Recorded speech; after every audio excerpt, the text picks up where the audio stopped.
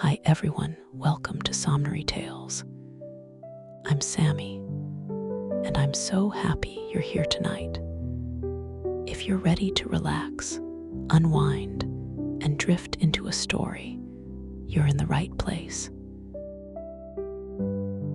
Chapter 3. The author diverts the emperor and his nobility of both sexes in a very uncommon manner. The diversions of the court of Lilliput described. The author has his liberty granted him upon certain conditions. My gentleness and good behavior had gained so far on the emperor and his court, and indeed upon the army and people in general, that I began to conceive hopes of getting my liberty in a short time. I took all possible methods to cultivate this favorable disposition. The natives came by degrees to be less apprehensive of any danger from me. I would sometimes lie down and let 5 or 6 of them dance on my hand. And at last, the boys and girls would venture to come and play at hide-and-seek in my hair. I had now made a good progress in understanding and speaking the language. The emperor had a mind one day to entertain me with several of the country shows, wherein they exceed all nations I have known, both for dexterity and magnificence. I was diverted with none so much as that of the rope dancers, performed upon a slender white thread, extended about 2 feet and 12 inches from the ground, upon which I shall desire liberty, with the reader's patience, to enlarge a little. This diversion is only practiced by those persons who are candidates for great employments and high favor at court. They are trained in this art from their youth, and are not always of noble birth or liberal education. When a great office is vacant, either by death or disgrace, which often happens, 5 or 6 of those candidates petition the emperor to entertain his majesty, and the court with a dance on the rope, and whoever jumps the highest without falling succeeds in the office. Very often, the chief ministers themselves are commanded to show their skill and to convince the emperor that they have not lost their faculty.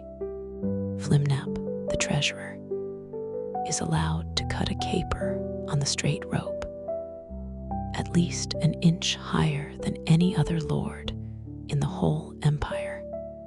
I have seen him do the somerset several times together, upon a trencher fixed on a rope, which is no thicker than a common pack-thread in England.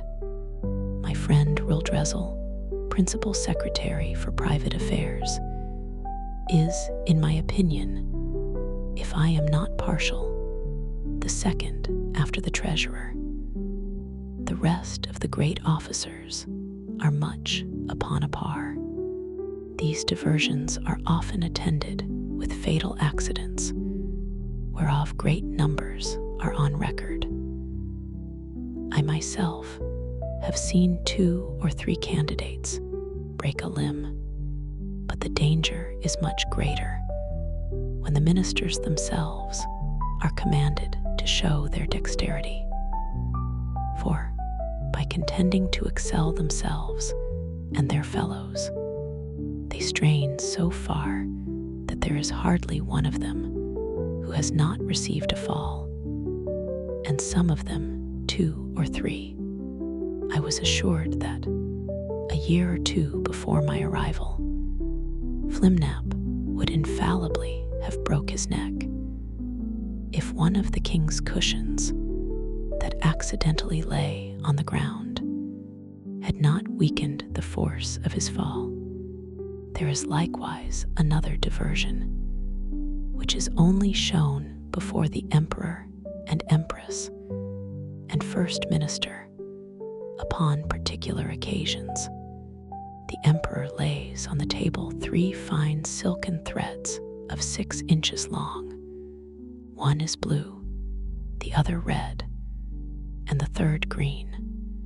These threads are proposed as prizes for those persons whom the emperor has a mind to distinguish by a peculiar mark of his favor.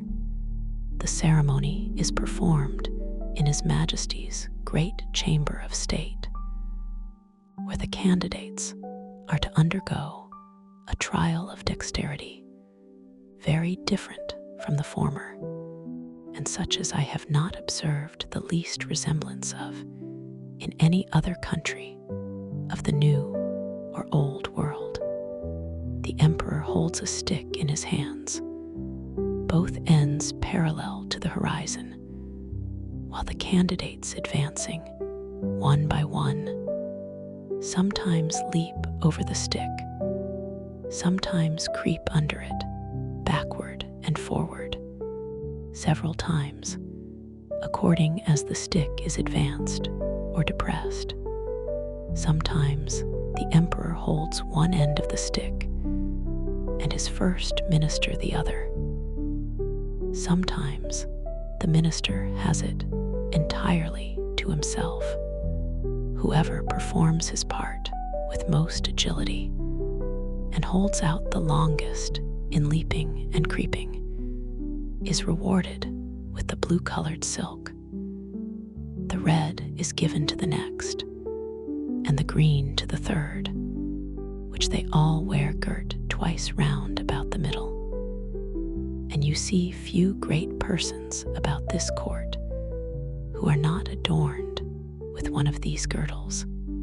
The horses of the army and those of the royal stables, having been daily led before me, were no longer shy, but would come up to my very feet without starting. The riders would leap them over my hand as I held it on the ground, and one of the emperor's huntsmen, upon a large courser, took my foot, shoe and all, which was indeed a prodigious leap. I had the good fortune to divert the emperor one day after a very extraordinary manner. I desired he would order several sticks of 2 feet high and the thickness of an ordinary cane to be brought me, whereupon His Majesty commanded the master of his woods to give directions accordingly. And the next morning 6 woodmen arrived with as many carriages, drawn by 8 horses to each.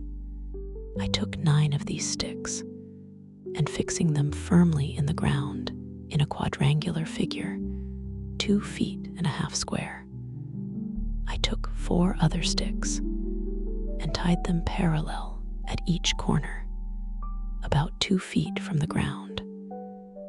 Then I fastened my handkerchief to the 9 sticks that stood erect, and extended it on all sides till it was tight as the top of a drum, and the 4 parallel sticks, rising about 5 inches higher than the handkerchief, served as ledges on each side. When I had finished my work, I desired the emperor to let a troop of his best horses, 24 in number, come and exercise upon this plain.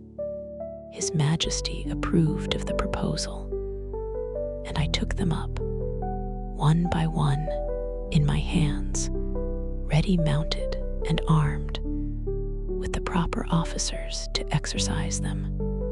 As soon as they got into order, they divided into 2 parties, performed mock skirmishes, discharged blunt arrows, drew their swords, fled and pursued, attacked and retired, and in short, discovered the best military discipline I ever beheld. The parallel sticks secured them and their horses from falling over the stage. And the emperor was so much delighted that he ordered this entertainment to be repeated several days, and once was pleased to be lifted up and give the word of command, and with great difficulty persuaded even the empress herself to let me hold her in her close chair within 2 yards of the stage, when she was able to take a full view of the whole performance. It was my good fortune that no ill accident happened in these entertainments. Only once a fiery horse that belonged to one of the captains, pawing with his hoof, struck a hole in my handkerchief, and his foot slipping, he overthrew his rider and himself. But I immediately relieved them both, and covering the hole with one hand, I set down the troop with the other, in the same manner as I took them up. The horse that fell was strained in the left shoulder, but the rider got no hurt, and I repaired my handkerchief as well as I could. However, I would not trust to the strength of it any more in such dangerous enterprises. About 2 or 3 days before I was set at liberty, as I was entertaining the court with this kind of feat, there arrived an express to inform His Majesty that some of his subjects, riding near the place where I was first taken up, had seen a great black substance lying on the ground, very oddly shaped, extending its edges round, as wide as His Majesty's bedchamber, and rising up in the middle as high as a man, that it was no living creature, as they at first apprehended, for it lay on the grass without motion, and some of them had walked round it several times, that by mounting upon each other's shoulders, they had got to the top, which was flat and even, and stamping upon it, they found that it was hollow within, that they humbly conceived it might be something belonging to the man-mountain, and if His Majesty pleased, they would undertake to bring it with only 5 horses. I presently knew what they meant, and was glad at heart to receive this intelligence.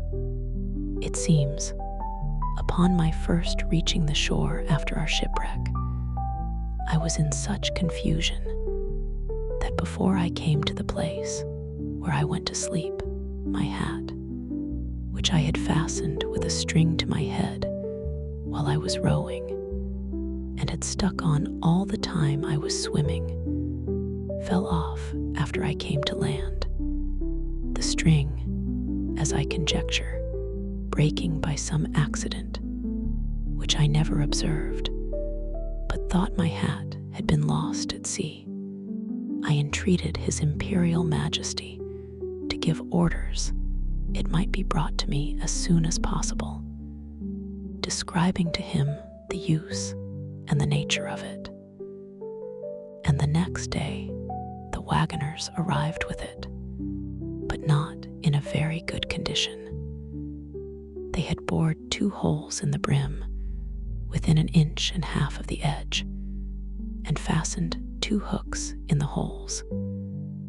These hooks were tied by a long cord to the harness, and thus my hat was dragged along for above half an English mile. But the ground in that country being extremely smooth and level, it received less damage than I expected.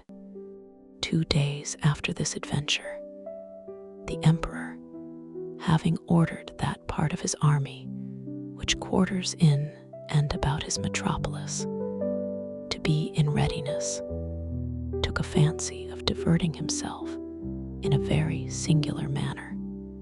He desired I would stand like a colossus, with my legs as far asunder as I conveniently could. He then commanded his general, who was an old, experienced leader and a great patron of mine, to draw up the troops in close order and march them under me, the foot by 24 abreast, and the horse by 16, with drums beating, colors flying, and pikes advanced. This body consisted of 3,000 foot and 1,000 horse.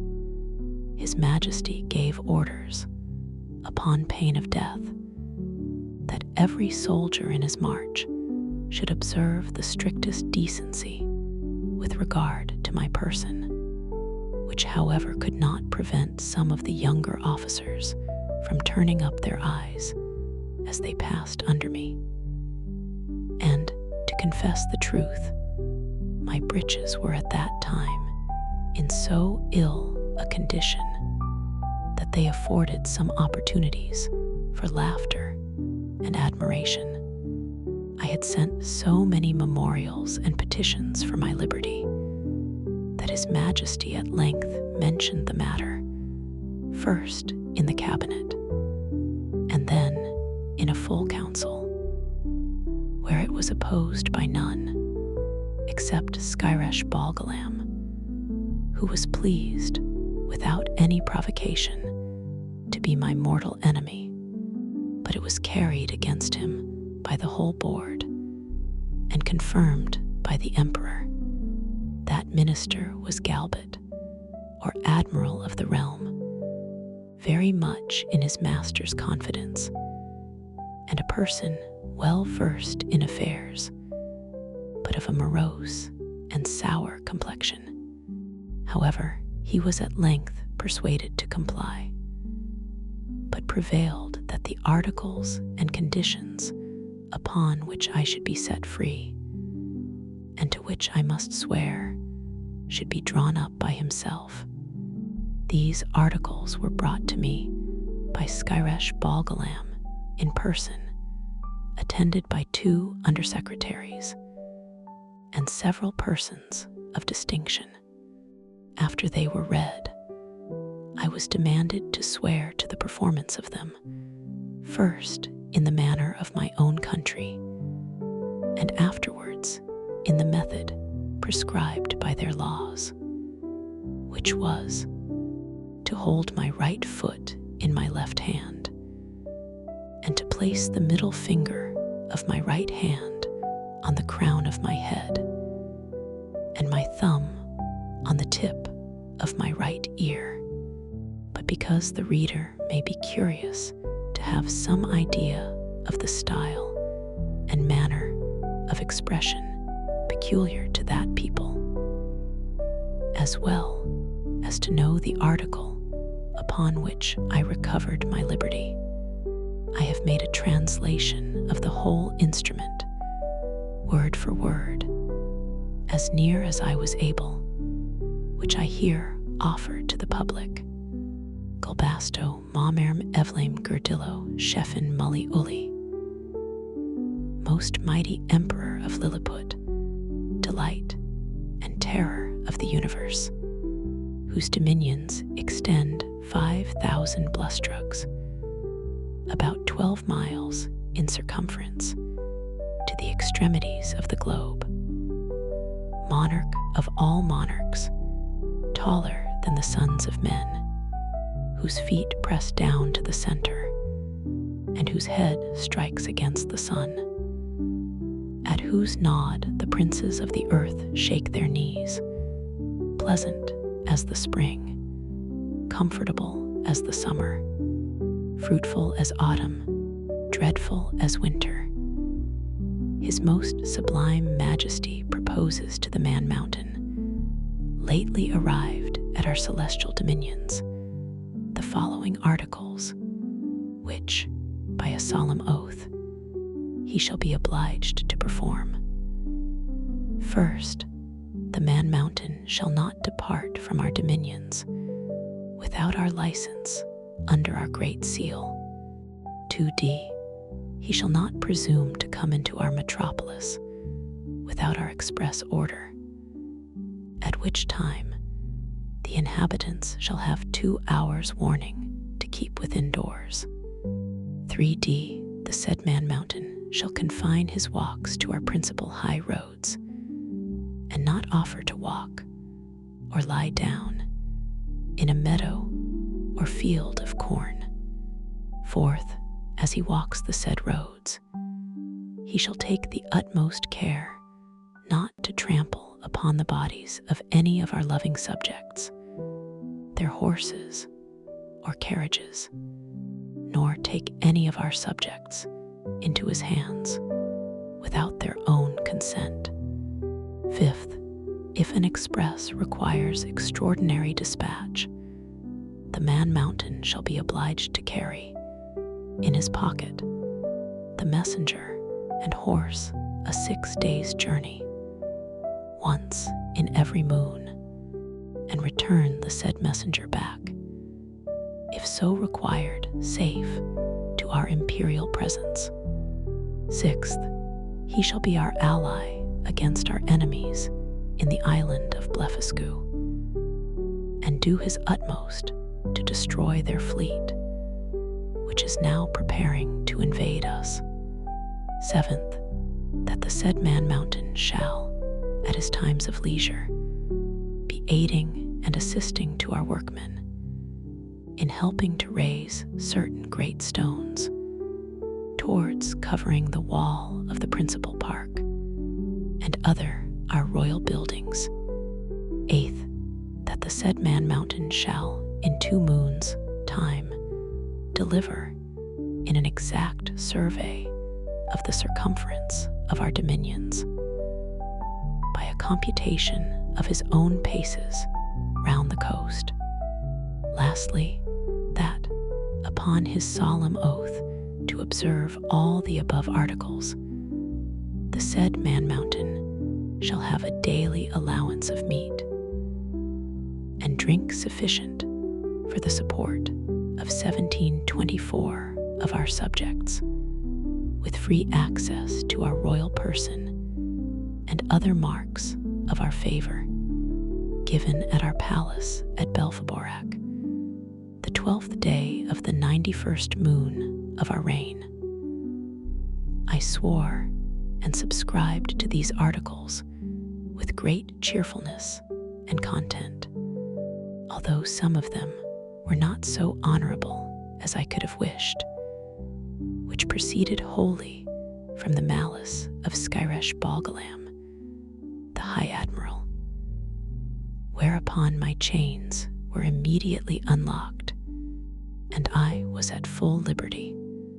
The Emperor himself, in person, did me the honor to be by at the whole ceremony. I made my acknowledgments by prostrating myself at His Majesty's feet, but he commanded me to rise, and after many gracious expressions, which, to avoid the censure of vanity, I shall not repeat, he added that he hoped I should prove a useful servant and well deserve all the favors he had already conferred upon me, or might do for the future. The reader may please to observe that, in the last article of the recovery of my liberty, the Emperor stipulates to allow me a quantity of meat and drink sufficient for the support of 1724 Lilliputians.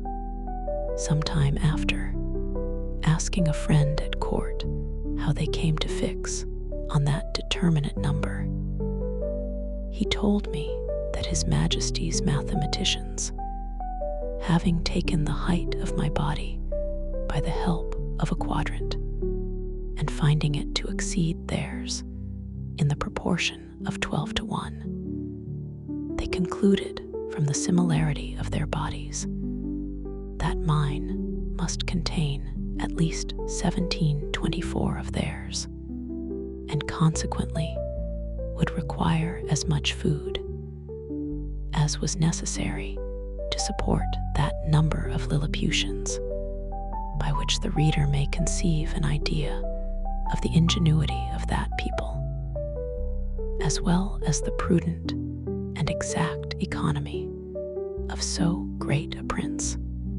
Chapter 4, Mildendo, the metropolis of Lilliput, described, together with the emperor's palace. A conversation between the author and a principal secretary concerning the affairs of that empire. The author offers to serve the emperor in his wars. The first request I made after I had obtained my liberty was that I might have license to see Mildendo, the metropolis, which the emperor easily granted me, but with a special charge to do no hurt either to the inhabitants or their houses. The people had notice, by proclamation, of my design to visit the town. The wall which encompassed it is 2 feet and a half high, and at least 11 inches broad, so that a coach and horses may be driven very safely round it, and it is flanked with strong towers at 10 feet distance.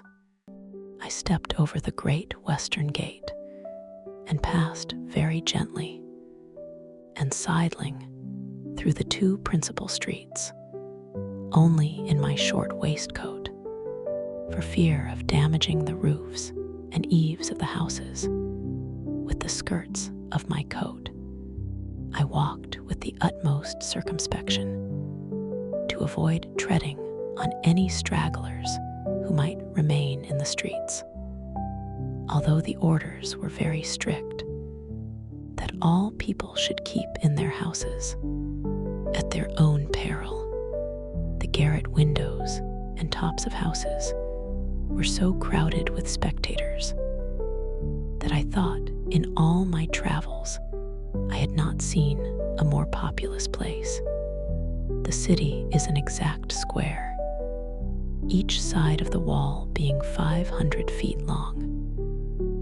The 2 great streets, which run across and divide it into 4 quarters, are 5 feet wide. The lanes and alleys, which I could not enter, but only view them as I passed, are from 12 to 18 inches. The town is capable of holding 500,000 souls. The houses are from 3 to 5 stories. The shops and markets well provided. The emperor's palace is in the center of the city, where the 2 great streets meet. It is enclosed by a wall of 2 feet high and 20 feet distance from the buildings. I had His Majesty's permission to step over this wall, and the space being so wide between that and the palace, I could easily view it on every side. The outward court is a square of 40 feet and includes 2 other courts. In the inmost are the royal apartments, which I was very desirous to see, but found it extremely difficult, for the great gates from one square into another were but 18 inches high and 7 inches wide. Now the buildings of the outer court were at least 5 feet high, and it was impossible for me to stride over them without infinite damage to the pile, though the walls were strongly built of hewn stone and 4 inches thick. At the same time, the emperor had a great desire that I should see the magnificence of his palace. But this I was not able to do till 3 days after, which I spent in cutting down with my knife some of the largest trees in the royal park, 100 yards distant from the city. Of these trees, I made 2 stools, each about 3 feet high and strong enough to bear my weight. The people having received notice a second time, I went again through the city to the palace with my 2 stools in my hands. When I came to the side of the outer court, I stood upon one stool and took the other in my hand. This I lifted over the roof and gently set it down on the space between the first and second court, which was 8 feet wide. I then stepped over the building very conveniently from one stool to the other and drew up the first after me with a hooked stick. By this contrivance, I got into the inmost court, and lying down upon my side, I applied my face to the windows of the middle stories, which were left open on purpose, and discovered the most splendid apartments that can be imagined. There I saw the Empress and the young princes in their several lodgings, with their chief attendants about them. Her Imperial Majesty was pleased to smile very graciously upon me, and gave me out of the window her hand to kiss. But I shall not anticipate the reader with further descriptions of this kind, because I reserve them for a greater work, which is now almost ready for the press, containing a general description of this empire from its first erection through a long series of princes, with a particular account of their wars and politics, laws, learning, and religion, their plants and animals, their peculiar manners and customs, with other matters very curious and useful, my chief design at present being only to relate such events and transactions as happened to the public or to myself during a residence of about 9 months in that empire. One morning, about a fortnight after I had obtained my liberty, Rildrezel, principal secretary, as they style him for private affairs, came to my house, attended only by one servant.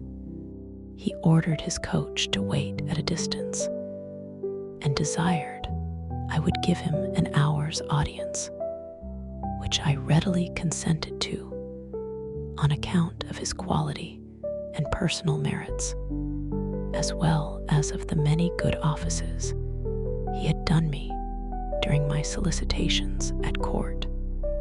I offered to lie down that he might the more conveniently reach my ear, but he chose rather to let me hold him in my hand during our conversation. He began with compliments on my liberty, said he might pretend to some merit in it, but however added that if it had not been for the present situation of things at court, perhaps I might not have obtained it so soon. For, said he, as flourishing a condition as we may appear to be in to foreigners, we labor under 2 mighty evils, a violent faction at home, and the danger of an invasion by a most potent enemy from abroad. As to the first, you are to understand that for about 70 moons past, there have been 2 struggling parties in this empire, under the names of Tranxen and Slankson, from the high and low heels of their shoes, by which they distinguish themselves. It is alleged, indeed, that the high heels are most agreeable to our ancient constitution. But, however this be, His Majesty has determined to to make use only of low heels in the administration of the government, and all offices in the gift of the crown, as you cannot but observe, and particularly that His Majesty's imperial heels are lower at least by a drur than any of his court drur, is a measure about the 14th part of an inch. The animosities between these two parties run so high that they will neither eat nor drink nor talk with each other. We compute the Tranxen, or high heels, to exceed us in number, but the power is wholly on our side. We apprehend His Imperial Highness, the heir to the crown, to have some tendency towards the high heels. At least, we can plainly discover that one of his heels is higher than the other, which gives him a hobble in his gait. Now, in the midst of these intestine disquiets, we are threatened with an invasion from the island of Blefuscu, which is the other great empire of the universe, almost as large and powerful as this of His Majesty. For as to what we have heard you affirm, that there are other kingdoms and states in the world inhabited by human creatures as large as yourself, our philosophers are in much doubt, and would rather conjecture that you dropped from the moon or one of the stars, because it is certain that 100 mortals of your bulk would in a short time destroy all the fruits and cattle of His Majesty's dominions. Besides, our histories of 6,000 moons make no mention of any other regions than the two great empires of Lilliput and Blefuscu, which two mighty powers have, as I was going to tell you, been engaged in a most obstinate war for 36 moons past. It began upon the following occasion. It is allowed on all hands that the primitive way of breaking eggs before we eat them was upon the larger end. But His present Majesty's grandfather, while he was a boy, going to eat an egg and breaking it according to the ancient practice, happened to cut one of his fingers, whereupon the emperor, his father, published an edict commanding all his subjects, upon great penalties, to break the smaller end of their eggs. The people so highly resented this law that our histories tell us there have been 6 rebellions raised on that account, wherein one emperor lost his life and another his crown. These civil commotions were constantly fomented by the monarchs of Blefuscu, and when they were quelled, the exiles always fled for refuge to that empire. It is computed that 11,000 persons have at several times suffered death, rather than submit to break their eggs at the smaller end. Many hundred large volumes have been published upon this controversy, but the books of the Burgundians have been long forbidden, and the whole party rendered incapable by law of holding employments. During the course of these troubles, the emperors of Blefuscu did frequently expostulate by their ambassadors, accusing us of making a schism in religion by offending against a fundamental doctrine of our great prophet Lustrog in the 54th chapter of the Blundecral, which is their Alcoran. This, however, is thought to be a mere strain upon the text, for the words are these: that all true believers break their eggs at the convenient end. And which is the convenient end seems, in my humble opinion, to be left to every man's conscience, or at least in the power of the chief magistrate to determine.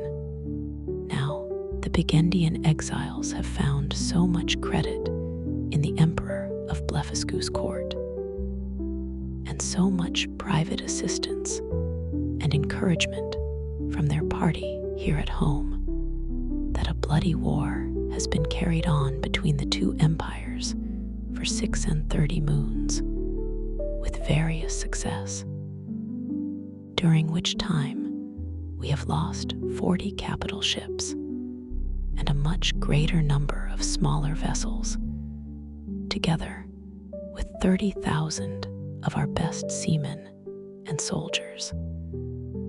And the damage received by the enemy is reckoned to be somewhat greater than ours.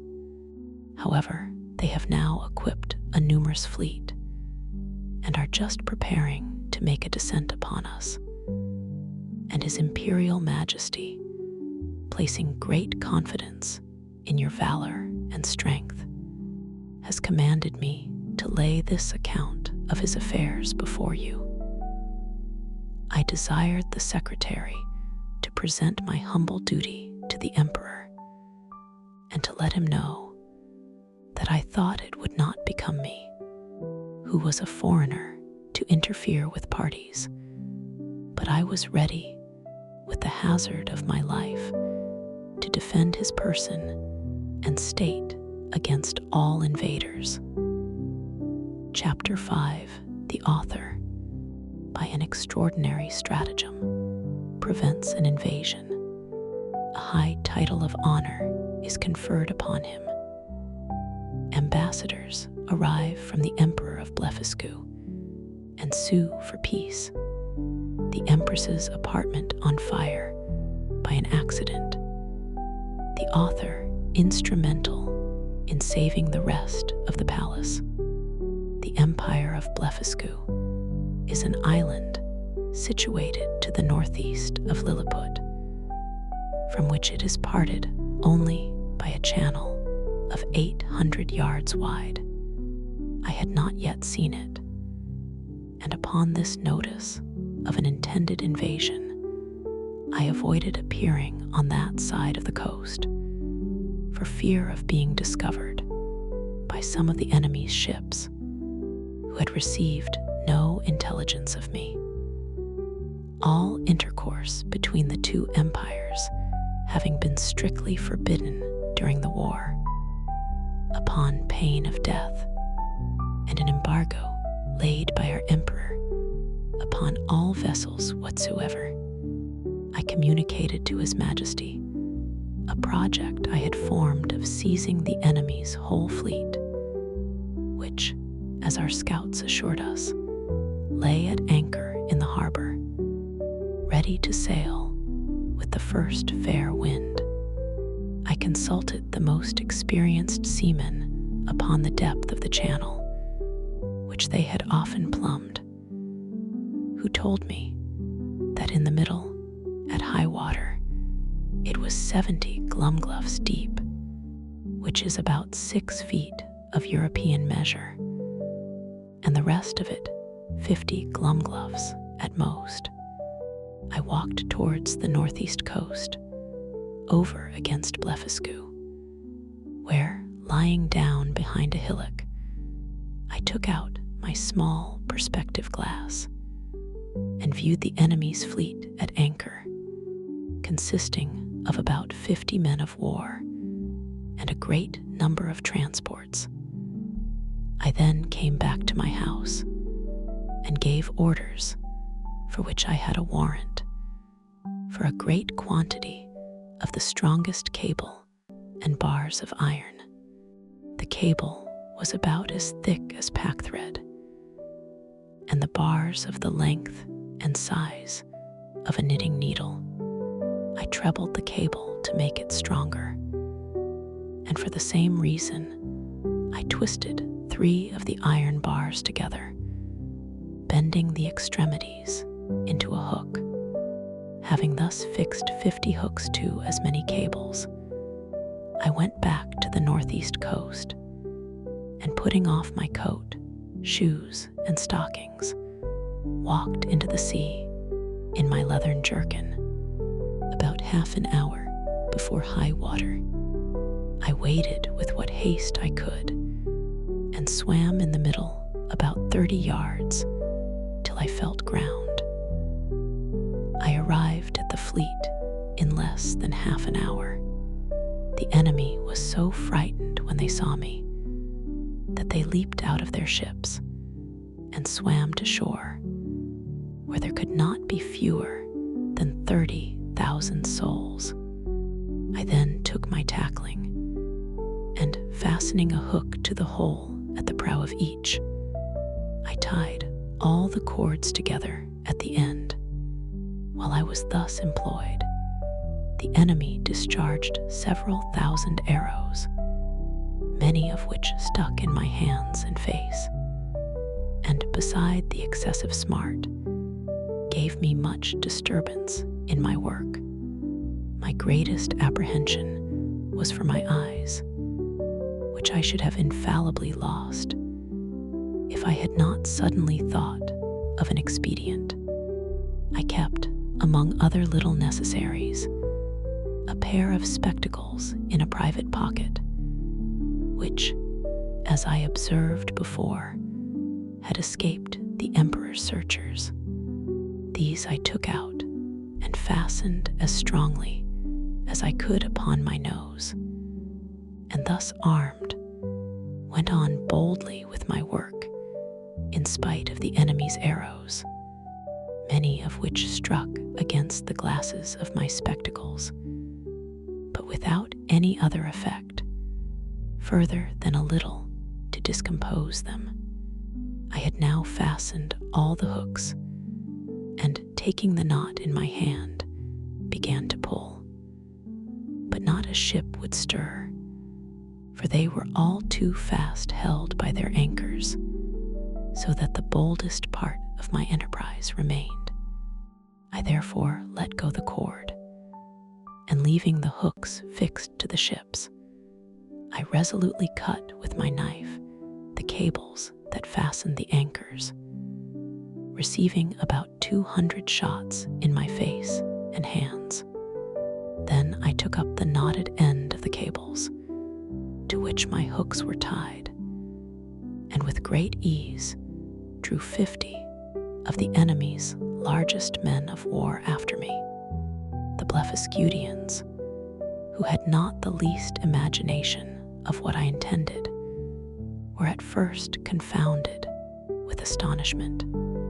They had seen me cut the cables, and thought my design was only to let the ships run adrift or fall foul on each other. But when they perceived the whole fleet moving in order, and saw me pulling at the end, they set up such a scream of grief and despair as it is almost impossible to describe or conceive. When I had got out of danger, I stopped a while to pick out the arrows that stuck in my hands and face, and rubbed on some of the same ointment that was given me at my first arrival, as I have formerly mentioned. I then took off my spectacles, and, waiting about an hour till the tide was a little fallen, I waded through the middle with my cargo, and arrived safe at the royal port of Lilliput. The emperor and his whole court stood on the shore, expecting the issue of this great adventure. They saw the ships move forward in a large half-moon, but could not discern me, who was up to my breast in water. When I advanced to the middle of the channel, they were yet more in pain, because I was under water to my neck. The emperor concluded me to be drowned, and that the enemy's fleet was approaching in a hostile manner. But he was soon eased of his fears, for the channel growing shallower every step I made, I came in a short time within hearing, and holding up the end of the cable by which the fleet was fastened, I cried in a loud voice, "Long live the most puissant King of Lilliput."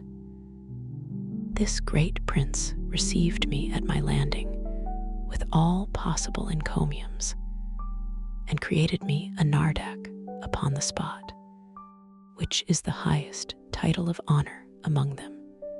His Majesty desired I would take some other opportunity of bringing all the rest of his enemies' ships into his ports, and so unmeasurable is the ambition of princes that he seemed to think of nothing less than reducing the whole empire of Blefuscu into a province, and governing it by a viceroy, of destroying the Burgundian exiles, and compelling that people to break the smaller end of their eggs, by which he would remain the sole monarch of the whole world. But I endeavored to divert him from this design by many arguments drawn from the topics of policy as well as justice, and I plainly protested that I would never be an instrument of bringing a free and brave people into slavery. And when the matter was debated in council, the wisest part of the ministry were of my opinion. This open, bold declaration of mine was so opposite to the schemes and politics of His Imperial Majesty that he could never forgive me. He mentioned it in a very artful manner at council, where I was told that some of the wisest appeared, at least by their silence, to be of my opinion, but others, who were my secret enemies, could not forbear some expressions which, by a side wind, reflected on me, and from this time began an intrigue between His Majesty and a junto of ministers, maliciously bent against me, which broke out in less than 2 months, and had like to have ended in my utter destruction. Of so little weight are the greatest services to princes, when put into the balance with a refusal to gratify their passions. About 3 weeks after this exploit, there arrived a solemn embassy from Blefuscu, with humble offers of a peace, which was soon concluded, upon conditions very advantageous to our emperor, wherewith I shall not trouble the reader. There were 6 ambassadors, with a train of about 500 persons, and their entry was very magnificent, suitable to the grandeur of their master and the importance of their business. When their treaty was finished, wherein I did them several good offices by the credit I now had, or at least appeared to have at court, their excellencies, who were privately told how much I had been their friend, made me a visit in form.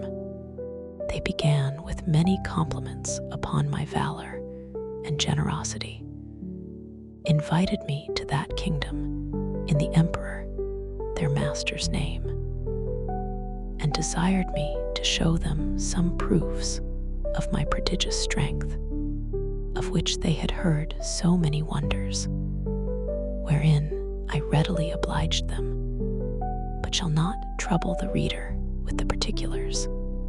When I had for some time entertained their excellencies, to their infinite satisfaction and surprise, I desired they would do me the honor to present my most humble respects to the emperor their master, the renown of whose virtues had so justly filled the whole world with admiration, and whose royal person I resolved to attend before I returned to my own country.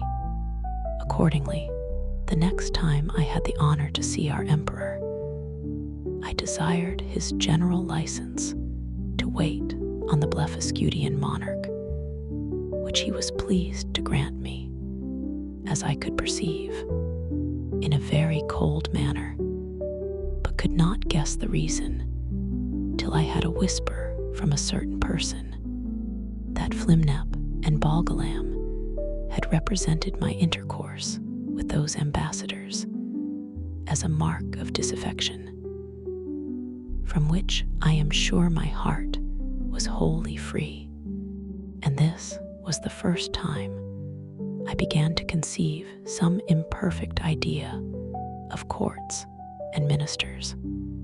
It is to be observed that these ambassadors spoke to me by an interpreter, the languages of both empires differing as much from each other as any two in Europe, and each nation priding itself upon the antiquity, beauty, and energy of their own tongue, with an avowed contempt for that of their neighbor.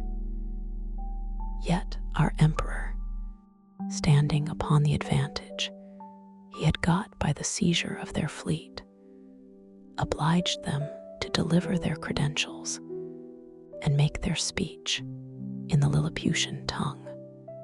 And it must be confessed that from the great intercourse of trade and commerce between both realms, from the continual reception of exiles which is mutual among them, and from the custom in each empire to send their young nobility and richer gentry to the other, in order to polish themselves by seeing the world and understanding men and manners, there are few persons of distinction, or merchants, or seamen, who dwell in the maritime parts, but what can hold conversation in both tongues, as I found some weeks after, when I went to pay my respects to the Emperor of Blefuscu, which, in the midst of great misfortunes, through the malice of my enemies, proved a very happy adventure to me, as I shall relate in its proper place. The reader may remember that when I signed those articles upon which I recovered my liberty, there were some which I disliked, upon account of their being too servile. Neither could anything but an extreme necessity have forced me to submit. But being now a Nardak of the highest rank in that empire, such offices were looked upon as below my dignity, and the emperor, to do him justice, never once mentioned them to me. However, it was not long before I had an opportunity of doing his majesty, at least as I then thought, a most signal service. I was alarmed at midnight with the cries of many hundred people at my door, by which, being suddenly awaked, I was in some kind of terror. I heard the word burglum repeated incessantly. Several of the emperor's court, making their way through the crowd, entreated me to come immediately to the palace, where Her Imperial Majesty's apartment was on fire by the carelessness of a maid of honor who fell asleep while she was reading a romance. I got up in an instant, and orders being given to clear the way before me, and it being likewise a moonshine night, I made a shift to get to the palace without trampling on any of the people. I found they had already applied ladders to the walls of the apartment and were well provided with buckets, but the water was at some distance. These buckets were about the size of large thimbles, and the poor people supplied me with them as fast as they could. But the flame was so violent that they did little good. I might easily have stifled it with my coat, which I unfortunately left behind me for haste, and came away only in my leathern jerkin. The case seemed wholly desperate and deplorable, and this magnificent palace would have infallibly been burnt down to the ground if, by a presence of mind unusual to me, I had not suddenly thought of an expedient. I had, the evening before, drunk plentifully of a most delicious wine called Glimigrim. The Blefuscudians call it Flennick, but ours is esteemed the better sort, which is very diuretic.